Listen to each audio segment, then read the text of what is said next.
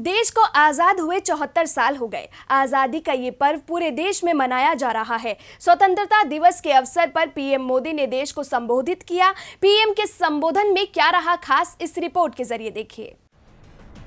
देश के 74वें स्वतंत्रता दिवस पर प्रधानमंत्री नरेंद्र मोदी ने लाल किले की प्राचीर से देश को संबोधित किया।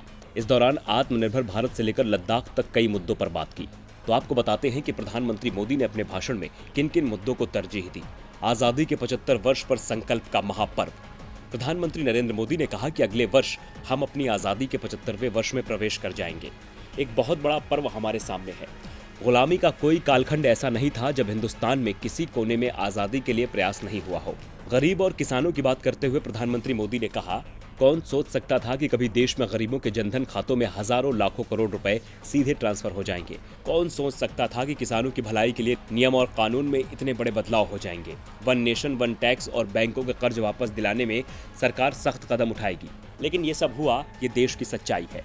पीएम ने मेक फॉर वर्ल्ड पर मंत्र देते हुए कहा, आज दुनिया की बहुत बड़ी बड़ी कंपनियां भारत का रुख कर रही हैं। हमें मेक इन इंडिया के साथ साथ मेक फॉर वर्ल्ड के मंत्र के साथ आगे बढ़ना है।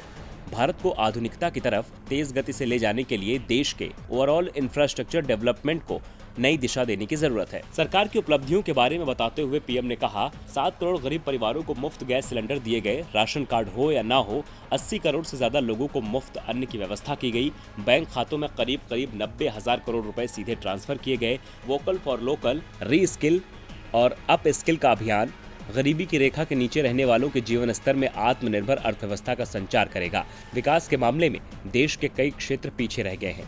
चीन और पाक का नाम लिए बिना पीएम ने कहा, एलओसी से लेकर एलएसी तक देश की संप्रभुता को जिसने भी चुनौती दी, देश के जवानों ने उसको उसी की भाषा में जवाब दिया है। भारत की संप्रभुता का सम्मान हमारे लिए सर्वोच्च है।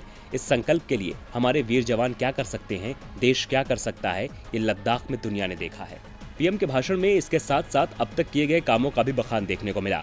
पीएम के पूरे संबोधन में आत्मनिर्भर भारत का जिक्र बार बार देखने को मिला। आपको बता दें कि अभी कुछ दिन पहले ही संघ प्रमुख मोहन भागवत ने आत्मनिर्भर भारत को लेकर सरकार को नसीहत भी दी थी। खैर, अब देखना होगा कि पीएम ने अपने संबोधन में जो बातें कही हैं, उनको अमली जामा कब पहनाया जाता है। टीवी लाइव की रिपोर्ट।